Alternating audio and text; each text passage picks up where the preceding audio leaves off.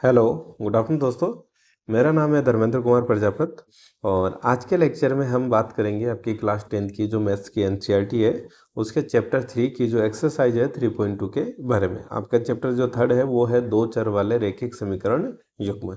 तो देर ना करते हम स्टार्ट करते हैं ताकि आपके लिए मैथ्स को हम आसान बना सके, ताकि आपको और कहीं से भी कोचिंग करने की ज़रूरत ना पड़े, ना ही आपको कहीं से ट्यूशन लेने की ज़रूरत पड़े।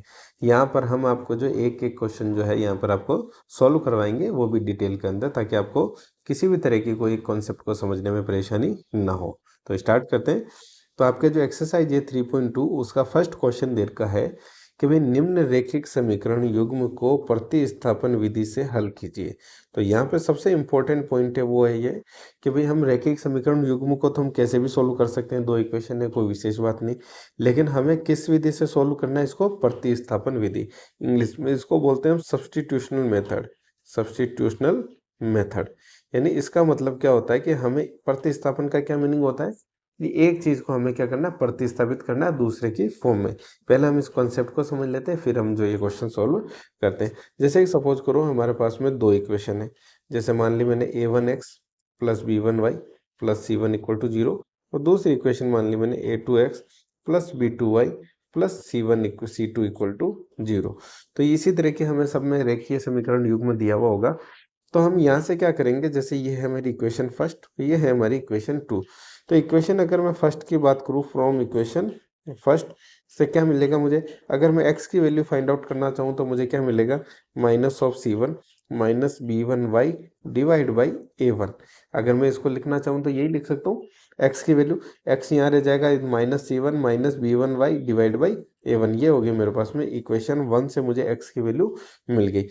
इस x की वैल्यू को मैं और सही तरीके से क्या लिख सकता हूँ? माइनस अगर मैं कॉमन ले लूँ तो क्या लिख सकता हूँ? c1 plus b1y divide by a1 लिख सकते हैं, कोई दिक्कत नहीं। अगर इस x की वैल्यू को मैं इक्वेशन 2 के अंदर पुट कर दूँ तो क्या हो जाएगा? a2 x की वैल्यू क्या हो जाएगी? Minus of c1 plus b1y divide by a1 हो गया। x की वैल्यू रख दी, प्लस b2, ये मेरा क्या हो गया? y plus c2 equal to 0। तो हम ये क्या होता है कि भाई जो हमारी ये वाली जो इक्वेशन में मिली, इसके अंदर अब ये क्या होगी? दो चर से किसके अंदर कन्वर्ट हो गई? एक चर के अंदर कन्वर्ट होगी। पहले हमारे पास में दो चर थे, एक था हमारे पास में x और एक और था y। हमने क्या करा? x की जो वैल्यू है उठा के किस में रख दी? इक्वेशन सेकंड के अंदर पुट कर दी। तो अब ये जो मेरे पास में कंप्लीटली इक्वेशन आ गई, मेरे पास में किसके अंदर आ गई? केवल और केवल y वेरिएबल के अंदर। तो अब मैं इसको इक्वेशन को अगर मैं सॉल्व करूंगा तो मुझे यहाँ से क्या मिल जाएगा? y की वैल्यू मिल जाएगी। इस y की वैल्यू को अगर मैं इस वाले इक्वेशन के अंदर पुट कर दूंगा तो मुझे यहाँ से क्या मिल जाएगी? x की भी वैल्यू मिल जाएगी। तो इसी विधि को हम क्या कहते हैं? प्रतिस्थापन विधि। प्रतिस्थापन विधि को एक बार फिर से समझ लेते हैं कि एक इक्वेशन में x या y को जो भी आपको फेवरेट हो, जो भी आपको सॉल्यूशन के लिए इजी लगे, उसमें से आप किसी एक वेरिएबल के अंदर जो है उसकी वैल्यू फाइंड आउट कर लो, और उस वेरिएबल को जो है दूसरी इक्वेशन के अंदर वहां पर उसकी वैल्यू को पुट कर दो, तो आपको क्या मिल जाएगा? आंसर मिल जाएगा। अब जो जैसे जैसे हम क्वेश्चन करेंगे तो आपको जो है और भी बेटर इसका समझ में आता जाएगा। जैसे कि हमारा सबसे फर्स्ट क्वेश्चन दे रखा है कि भाई x प्लस वाई की वैल्यू क्या है? 14 है, और दूसरी इक्वेशन मुझे दे रखी है कि भाई x माइनस वाई की वैल्यू कितनी है? 4 है। तो अगर मैं यहाँ पे मान लो जैसे मैंने फर्स्ट इक्वेशन ले ली, तो फ्रॉम फर्स्ट इक्वेशन से मुझे क्या मिल जाता है कि x को मैं कितना लिख सकता हूँ? 14 माइनस वाई लिख सकता हूँ। इसको मैंने नाम दे दिया इक्वेशन 3। अब यहाँ से है कि भाई इक्वेशन जो 3 की वैल्यू किस में पुट कर देते हैं? 3 का मान इक्वेशन सेकंड में रखने पर हमें क्या प्राप्त हो जाएगा कि भाई x की जगह मैं क्या लिख सकता हूँ? 14 minus y minus of y equal to 4। तो यहाँ से क्या हो गया? 14 माइनस 2y इक्वल टू 4। ये क्या हो गया? 14 माइनस 4 इक्वल टू 2y, यानी ये कितना हो गया? 10 equal to 2y। y equal to कितना हो गया? 10/2 की वैल्यू यानी 5। यानी यस इक्वेशन से मुझे y की वैल्यू यहाँ से क्या मिल जाती है? मुझे मिल जाती है 5। अब ये तो मिल गई मुझे y की वैल्यू। अब इस y की वैल्यू को put value of y in equation third, तो यहाँ से मुझे क्या मिलेगा? x बराबर हम क्या जानते हैं? 14 माइनस वाई होता है। तो 14 माइनस वाई की वैल्यू कितनी थी? 5। तो ये मुझे क्या मिल गई? x की वैल्यू 9। तो यहाँ से हमें क्या मिलता है? अतः हम क्या कह सकते हैं इसको प्रतिस्थापन विधि से सोल्व करके कि x का मान कितना होगा 9 होगा और y का मान कितना होगा 5 होगा। इसी को हम क्या बोलते हैं प्रतिस्थापन विधि। यानी एक की वैल्यू को जो है उसको दूसरे के अंदर हम क्या कर देते हैं पुट कर देते हैं और इस वेरिएबल जो इक्वेशन है हम उसको किसमें सिंगल वेरिएबल के अंदर जो है सोल्व करते हैं। फिर हम दूसरे क्वेश्चन को सोल्व करने का प्रयास करते हैं। एक हमारी इक्वेशन है s minus t equal to 3 और दूसरी इक्वेशन हमें दे रखी है s/3 plus t/2 equal to 6। तो इक्वेशन फर्स्ट से मैं क्या लिख सकता हूँ फ्रॉम इक्वेशन, या आप हिंदी में लिख रहे हो कि प्रथम समीकरण से। प्रथम समीकरण से क्या लिख सकता हूँ s इक्वल टू क्या लिख सकता हूँ t+3। इसको मैंने नाम दे दिया इक्वेशन 3।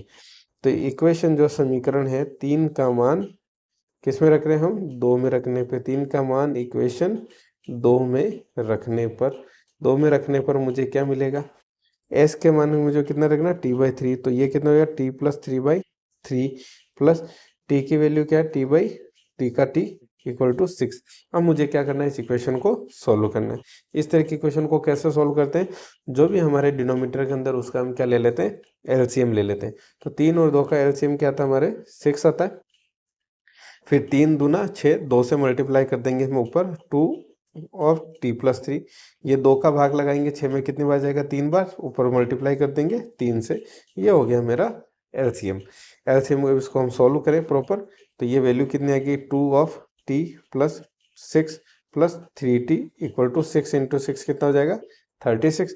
ये वैल्यू कितनी होगी 2t प्लस 3t की वैल्यू कितनी होगी 5t, 5t plus 6 equal to 36।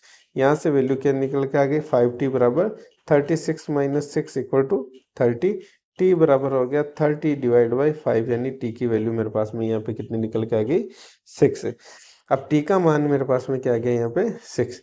तो जो t इक्वल टू 6, तो t का मान जो है किस में रख देते हैं हम इक्वेशन, अगर इक्वेशन में रख देता हूँ 3 के अंदर, t का मान इक्वेशन 3 में रखने पर, 3 में रखने पर मुझे क्या मिल जाएगा s का मान मिल जाएगा s इक्वल टू t+3।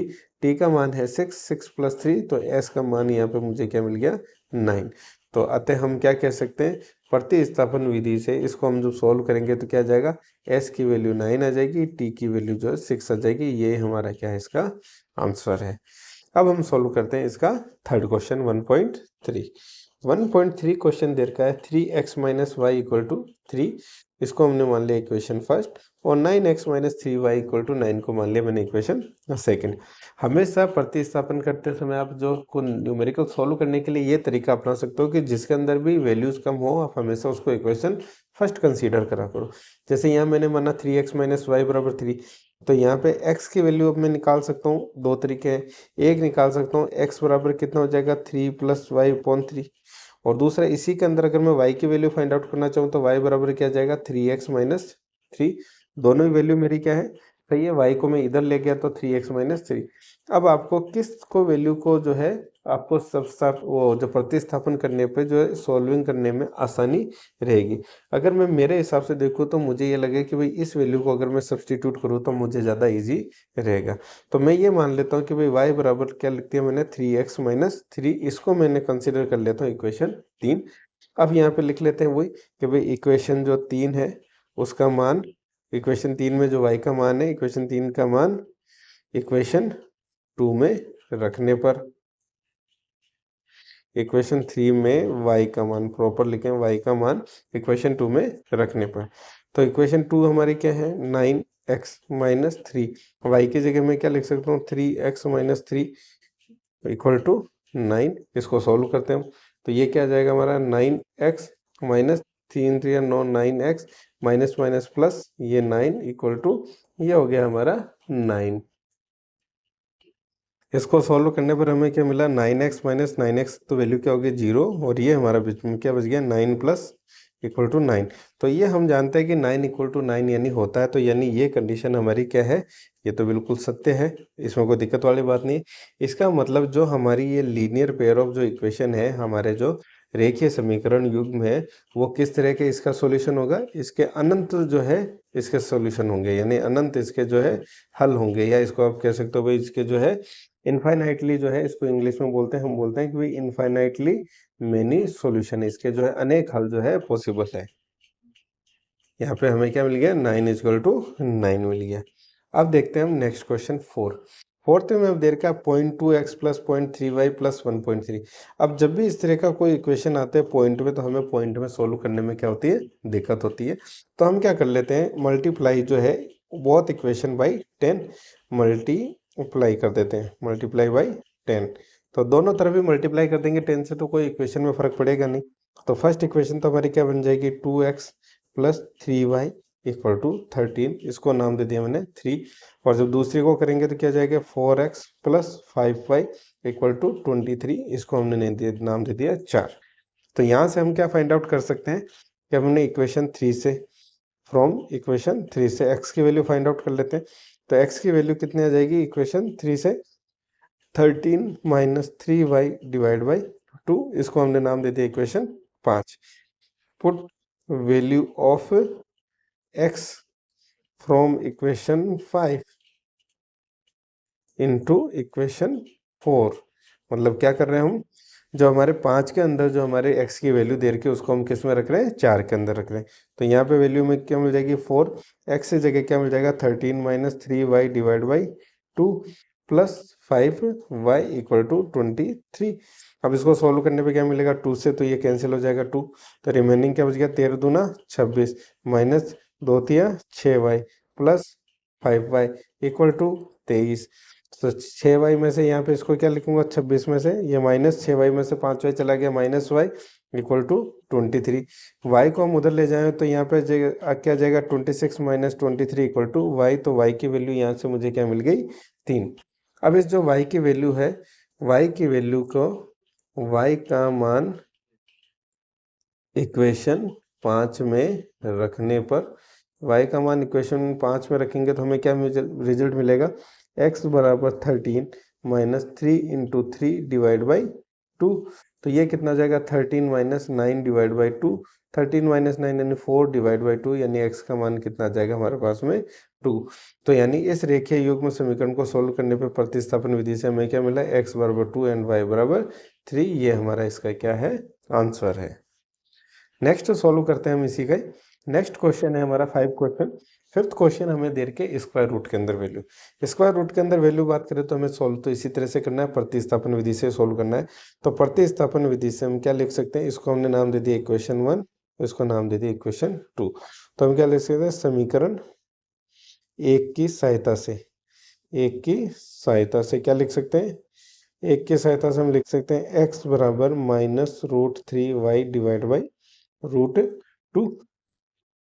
इसको हमने नाम दे दिया इक्वेशन 3। तो ये समीकरण 3 का मान, 3 में x का मान समीकरण 2 में रखने पर, तो यहाँ पे हमें क्या वैल्यू मिल जाएगी रूट 3।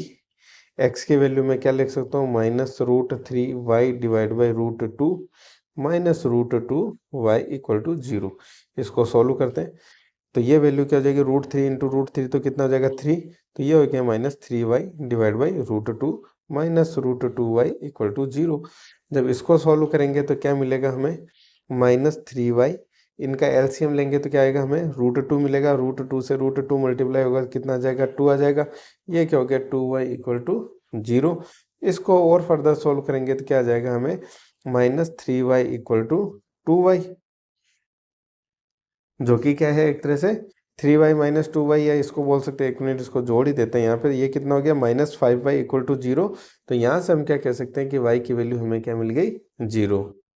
अगर y की वैल्यू यहाँ पे 0 है तो y का मान जो है, अगर मैं लिख देता हूँ इक्वेशन, y का मान इक्वेशन 3 में रखने पर, इक्वेशन 3 में रखूंगा तो क्या मिलेगा मुझे, x का मान भी मुझे क्या मिल जाएगा 0। तो यानी इन दोनों रेखीय युग्म समीकरण का हल क्या है, x बराबर 0 y बराबर 0। ये मेरे पास में इसका क्या है, आंसर है। अब हम बात करते हैं हमारे नेक्स्ट क्वेश्चन की। नेक्स्ट क्वेश्चन हमें दे रखा है कि भाई 3x by 2 minus 5y by 3 equal to minus 2, और दूसरा दे रखा है हमें इक्वेशन दूसरा दे रखी है x by 3 plus y by 2 बराबर 13 बाई 6। जब भी इस तरह की इक्वेशन दे रखी हो, सबसे पहले हमें क्या करना होता है, इस तरह की इक्वेशन को सिंप्लीफाई करना होता है।